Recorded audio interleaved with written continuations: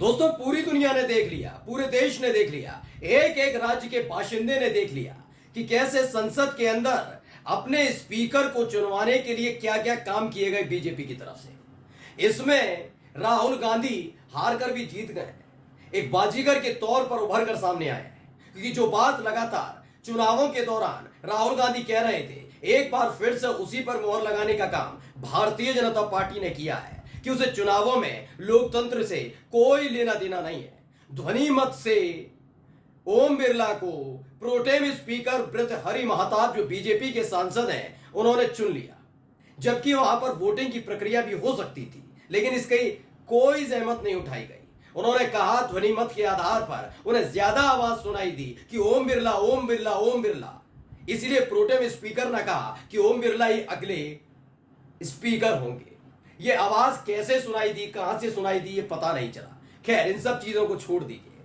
अब आते हैं स्पीकर पद को लेकर। जब ओम बिरला का चयन हुआ तो एक एक करके सबने धन्यवाद प्रस्ताव दिया। उन्होंने कहा बहुत बहुत शुक्रिया, बहुत बहुत बढ़िया, बहुत बहुत बधाई आपको। लेकिन इस बीच विपक्ष ने याद दिला दिया कि पिछले 5 साल कैसे ओम बिरला ने लोकसभा की कार्रवाई को संचालित किया है। जैसे ही विपक्ष का नाम आता था, वैसे ही ओम बिरला तत्काल कार्रवाई करते थे, अति सक्रिय हो जाते थे। लेकिन जैसे ही बात आती थी सत्ता पक्ष के किसी सांसद के खिलाफ कार्रवाई करने की, पता नहीं ओम बिरला को क्या हो जाता था। इसीलिए चाहे वो राहुल गांधी हो, चाहे अखिलेश यादव हो, उन्होंने भरी संसद के अंदर ओम बिरला को नैतिकता का पाठ पढ़ा दिया है। नमस्कार, मैं ओम प्रज्वल गौतम और आप देख रहे हैं टाइम्स एक्सप्रेस। मैं एक एक करके दोनों लीडर्स, जो दोनों नेता हैं, चाहे वो अखिलेश यादव हो या राहुल गांधी हो, दोनों का बयान सुनाने जा रहा हूं, जिसे सुनने के बाद ओम बिरला झेप गए थे। सामने बैठे थे मोदी जी, वो बगले झांकने लगे थे कि इसकी उम्मीद तो कभी किसी ने की नहीं थी कि इस तरीके से पर्दे खोलकर रख दी जाएंगी। पहले राहुल गांधी ने क्या कुछ कहा, सुनिए। Speaker sir, the question is not how efficiently the House is run. The question is how much of India's voice is being allowed to be heard in this House. So the idea, Speaker sir, the idea that you can run the House efficiently by silencing the voice of the opposition is a non-democratic idea. And this election has shown that the people of India expect the opposition to defend the constitution, the Samvidhan of this country. And we are confident that by allowing the opposition to speak, by allowing us to represent the people of India, you will do your duty of defending the constitution of India. I'd like to once again congratulate you, Speaker sir, and also all the members of the House who have won their election. Thank you very much. तो रणवीर सिंह है, उन्होंने tweet किया, क्या लिखा? सवाल ये नहीं कि सदन कितनी कुशलता से चलता है, बल्कि सवाल ये है कि सदन में देश की कितनी आवाज सुनी जा रही है। ये राहुल गांधी ने कहा है।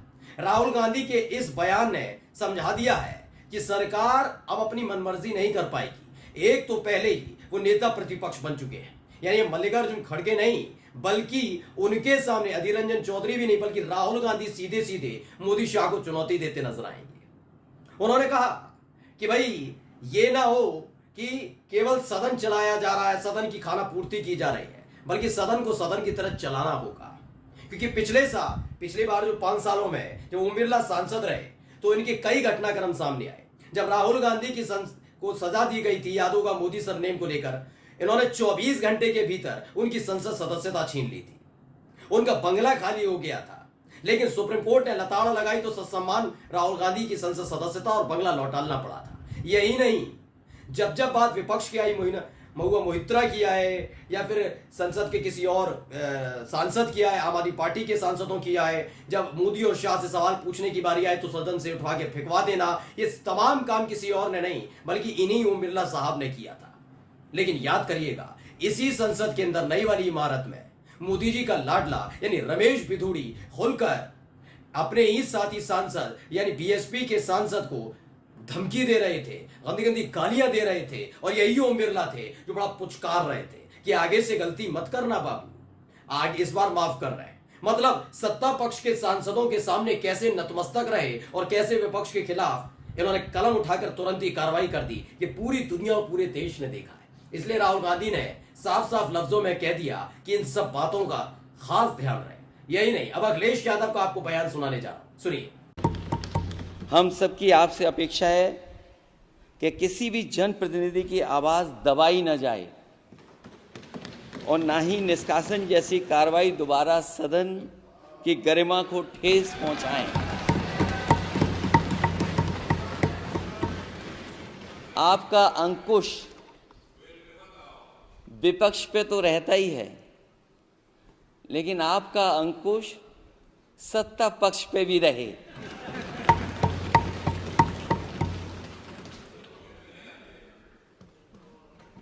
अध्यक्ष महोदय, आपके इशारे पर सदन चले, इसका उल्टा न हो। हम आपके हर न्याय संगत फैसले के साथ खड़े हैं। मैं एक बार फिर आपको इस अध्यक्ष पद पर बैठने के लिए बहुत बहुत बधाई देता हूं। मैं सदन में पहली बार आया हूं, ये नए सदन में। मुझे लगा कि हमारे स्पीकर की कुर्सी बहुत ऊंची होगी,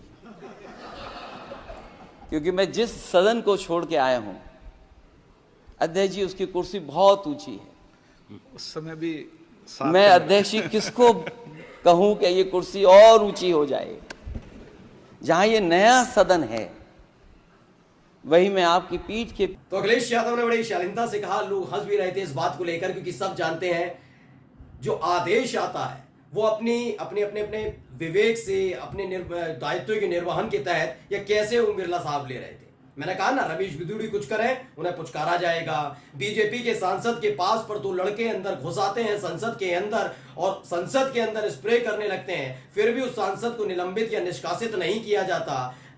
महुआ मोइत्रा जो पासवर्ड और उन पर आरोप लगाया था, यूजर आईडी और पासवर्ड दे दिया, उनको निष्कासित कर देते हैं। ये ओम बिरला की नैतिकता थी। इसीलिए खास तौर पर अखिलेश यादव ने कहा कि आप फैसला ले तो ठीक है, कोई और इस पर फैसला ना ले। और जैसे ही उन्होंने कहा, मोदी जी का चेहरा लटक गया था। इसे सूर्य समाजवादी ने ट्वीट किया, क्या लिखा? सांसदों का निष्कासन दोबारा ना हो, संसद अपने इशारे पर चले, ना कि मोदी जी के इशारे पर। अखिलेश जी ने मजाक मजाक में ओम बिरला को खूब सुनाया और सब जो पीछे बैठे थे, एक एक घटनाक्रम लोगों की आंखों के सामने गूंज रहा था, दिख रहा था उनको। मैं कह रहा हूं ना, आने वाला दिन वाकई आने वाले दिन मोदी सरकार के लिए परेशानी का सबब होंगे, क्योंकि जो पिछले 10 साल से ये करते रहे प्रचंड बहुमत के आधार पर कि हमें अपने साथियों की नहीं सुननी, हमें विपक्ष की नहीं सुननी, आवाज को दबा देना है, ये तमाम काम करना है, वो अब होने वाला नहीं है।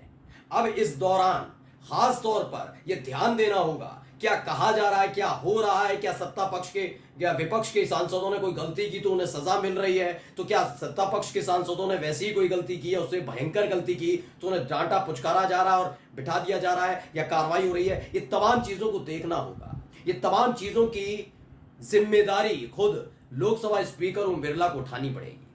आज हंस रहे हैं ओम बिरला, लेकिन वो खुद जानते हैं उन्होंने किस तरह से पक्षपात किया। ये झूठ बात नहीं है, मैंने तो बता दी ना 2 एग्जाम्पल। अगर यही काम, अगर मोदी जी और शाह बाबू से देश के मुद्दे पर सवाल पूछना इतना बड़ा अपराध हो गया कि इन्हीं लोकसभा स्पीकर ने विपक्ष के ज्यादातर सांसदों को उठवाकर बाहर फिकवा दिया था, एक एक सांसद को निलंबित कर दिया था, क्योंकि मोदी जी से सवाल पूछा जा रहा था। लेकिन रमेश बिदोड़ी जैसा बिगड़ैल सांसद जो बदतमीजी करता है संसद के अंदर, असंवैधानिक संसद और असंसदीय शब्दावली का इस्तेमाल करता है, उस आदमी को पुचकारा क्यों गया था?